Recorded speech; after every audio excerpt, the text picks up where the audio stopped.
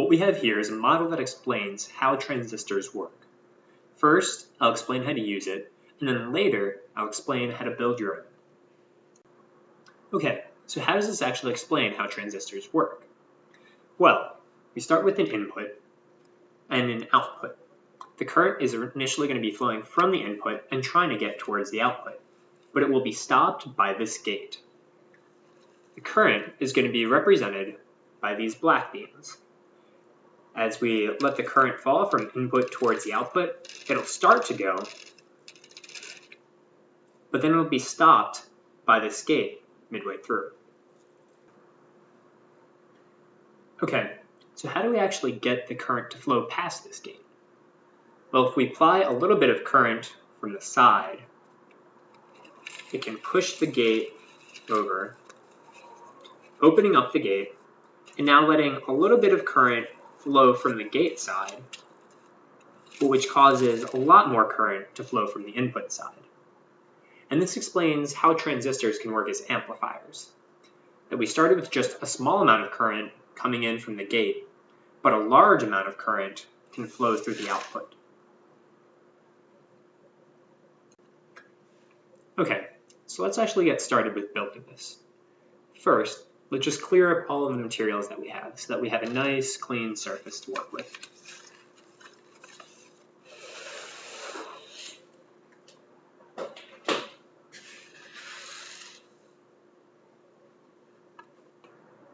Okay, so we're going to need two pieces of paper.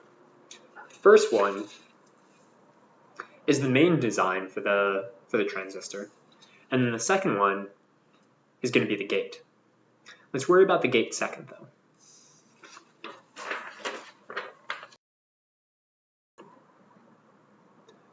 Okay, so the key idea is that this piece of paper has a series of solid lines and dotted lines. What we're going to want to do is just fold on the dotted lines, but actually tear along the solid lines. So let's see what that's going to look like. Let's start with one of these really long solid lines.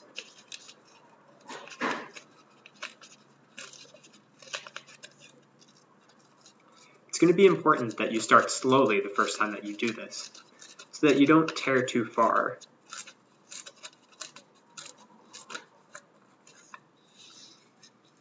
And now we can do the same for the other side.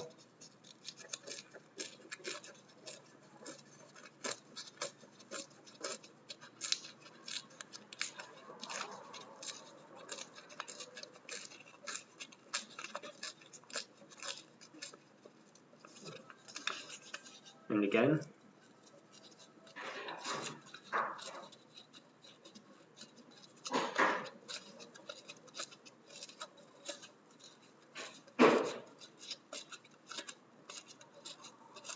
And for this, it will be helpful if you start tearing from lines that start on the edge of the paper. So for instance, start tearing in this direction rather than starting with that line. And it'll make your life a lot easier.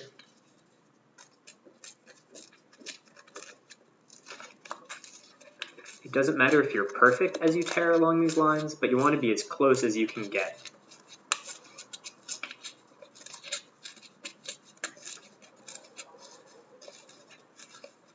Okay, now let's start tearing these lines in towards the center.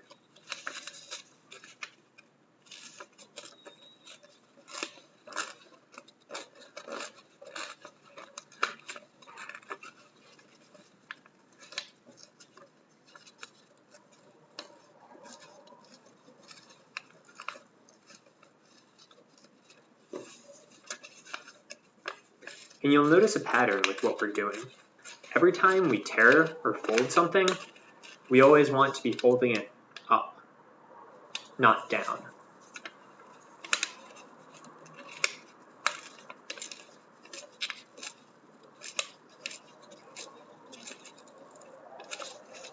Okay, so now we have the main tears complete.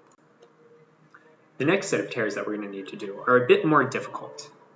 There are these little lines here that you don't actually want to tear all the way to the edge of the paper. you only want to go part of the way.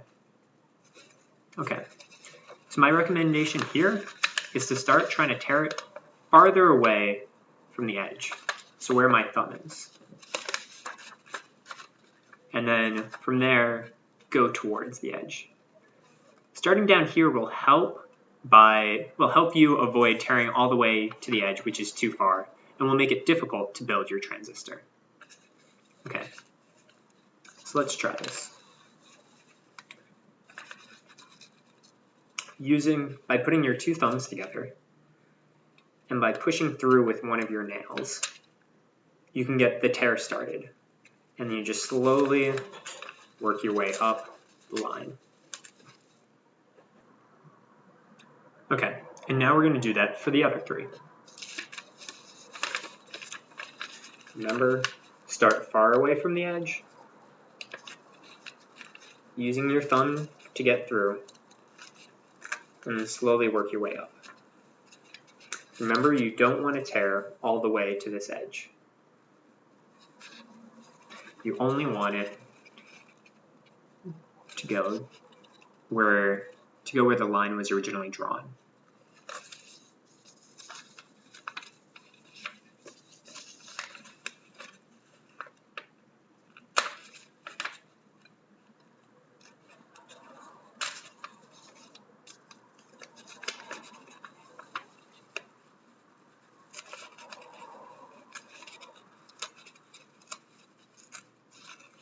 Okay, so now we have those 4 slits torn.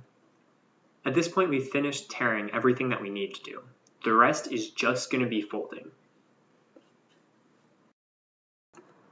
So let's get started with folding. What we're going to do is we're going to start by folding these thickest lines.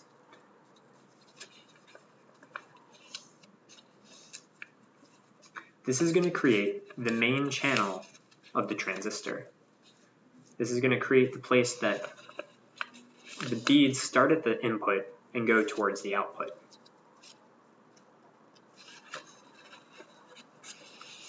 Okay, so now we have that started. Now let's get working on these parts. These are going to provide the gate. So we're going to start from the very end of it, starting up here. And if you look at the paper, there's going to be two small dotted lines, and we're going to fold them. Remember, we always want to be folding up on the paper. Going to the next one, going one step down, we're going to fold that spot too. Continuing this, we're going to fold across, now making a turn in it, and we're going to fold that turn straight up. At this point,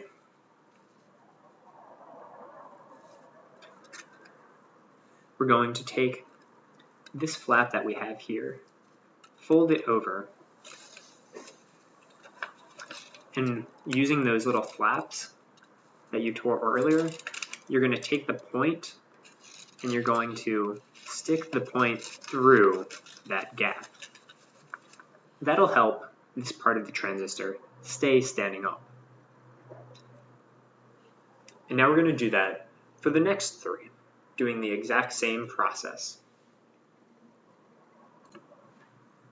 So as a reminder, we're going to start from the very end of it and always be folding up.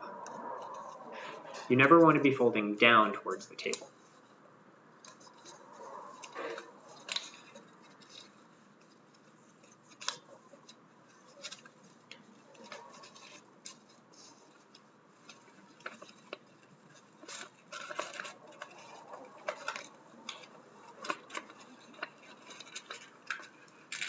If you need to, you can tear these flaps just a little bit larger if you need a little bit more extra space to stick the pointy end through.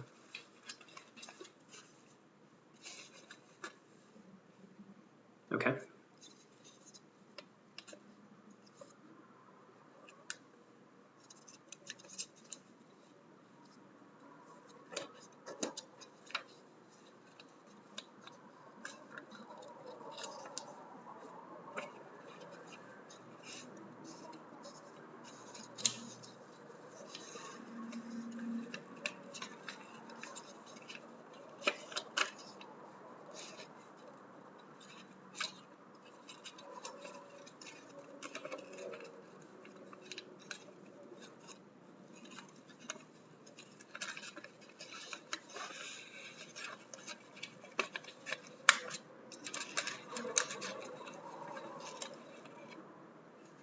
And now time for the last one.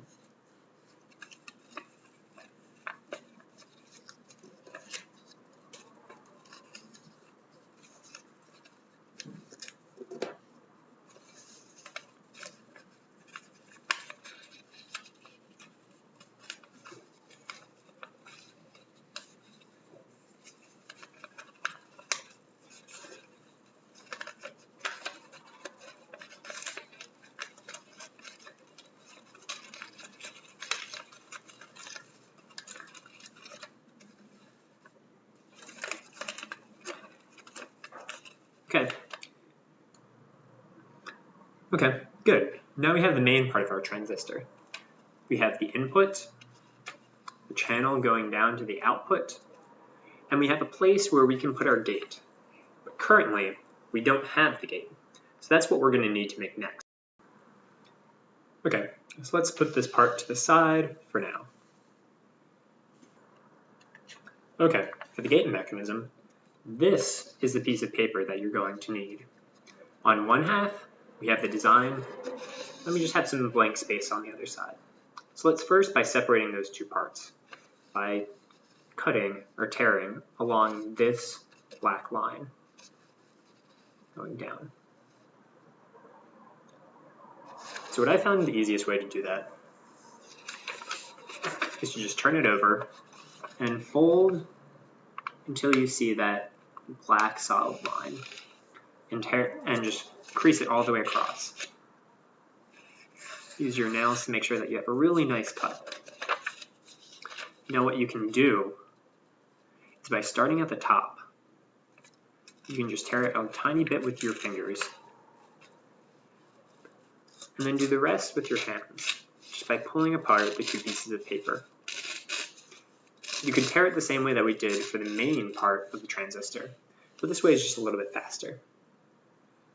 So let's take this extra piece of paper and just put it to the side for now. We're not going to be needing it for the rest of the time. Okay, so let's look at what we have with this part of the paper. Similar to the last time, we have some dotted lines, and we also have some solid lines up here. If you remember from last time, we're going to fold on these dotted lines and then tear on the solid lines. What's going to be easiest is if we start by folding kind of up here at the top and down at the bottom. Okay, so there we go. The next thing that we're going to do is, using these areas that we just folded, we're going to tear at each of these black solid lines. So it's going to be pretty simple. Just go down until the point where you folded it over.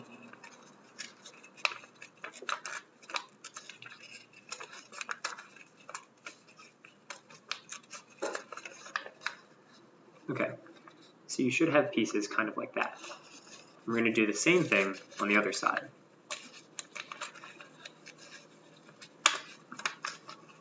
Remember, it'll help if you try to stay close to these lines, but it doesn't matter if you don't tear it perfectly.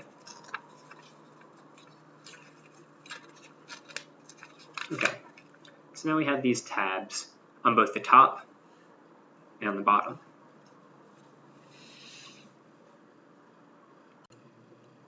The next step that will be useful to do is along each of these dotted lines, we're going to want to fold it. So, kind of similar to what we've done before, go until you begin to see the line right on the edge, and then fold. So doing that again, you can just barely see that dotted line, and fold it. Keep going. Just going to keep on folding over further and further.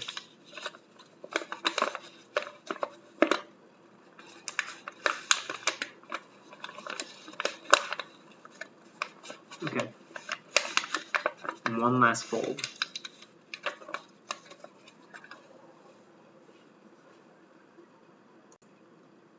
The next step you're going to want to do, lay it out flat, and find these areas.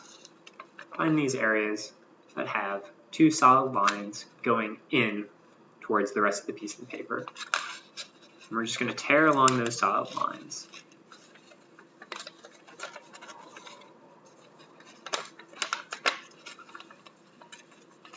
This will make two tabs that we can use later on. Where these tabs are going to be going is on the other side. There are solid lines inside of the dashed lines. And what you're going to want to do is tear a slit through those solid lines, which we can use for sticking these tabs through. Okay. At this point, just be careful. It doesn't matter if your tear is perfect. It would just help if you didn't tear all the way to the outside. Just be careful and use your nail.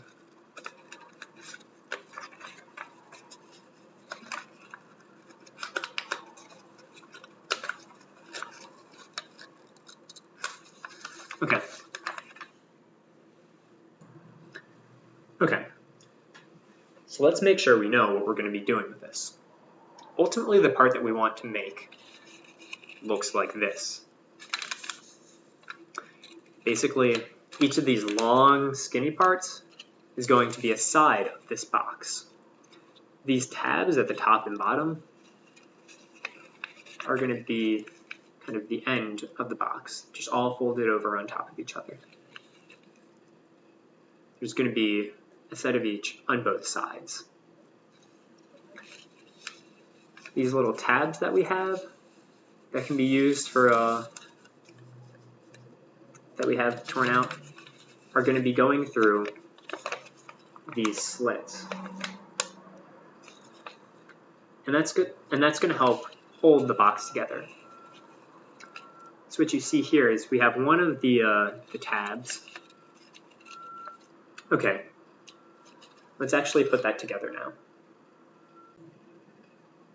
So first, let's move the old one out of the way so that we can just deal with the one that we just prepared. The first thing that we're going to want to do is just start by each of these dotted lines that we already have ready. Just fold it at 90-degree angles so that you can start to make a box with it. And what we're going to find is that we have more sides than we actually need. That's going to be useful. That overlap is going to be what helps keep the box together. So unravel it a little bit and take these tabs with the writing on it and stick it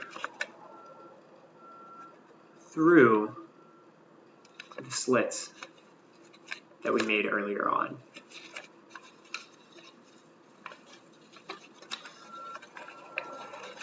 So that's going to look something like this.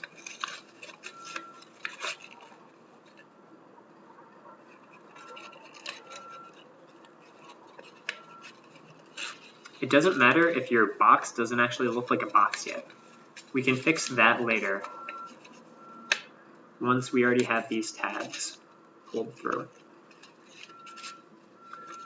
So now what you'll see is that I have two tabs sticking from underneath and coming out on top of the box. At this point, now we just want to make sure that all of the corners line up so that we have a box with 4 sides that looks like a square on each end.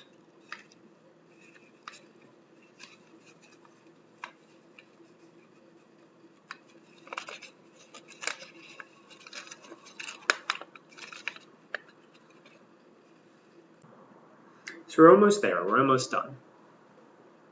All we have to do now is take this square box that we have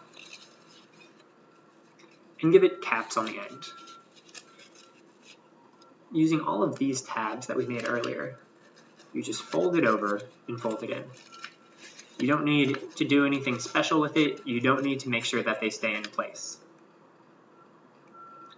That is good enough.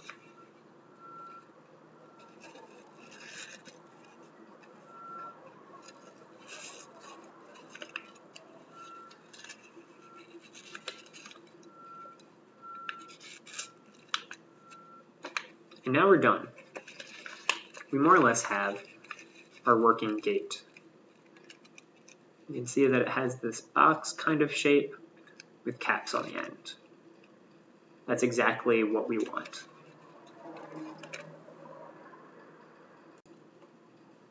So let's put this all together. We now have our gate mechanism, and we have the main transistor channel. As a reminder of how we can use this, we can put it so that it's sloping downwards. So here's the main part of the transistor. Current is going to flow from here down to there. If we didn't have the gate, what would happen is it would just flow straight on down. But if we put that gate in place, just sliding it down into the middle there, we now have a barrier that will stop the current from flowing all the way down, no matter how much we put in. If you move this gate out of the way, though, and give a bit of a current, then it can flow the rest of the way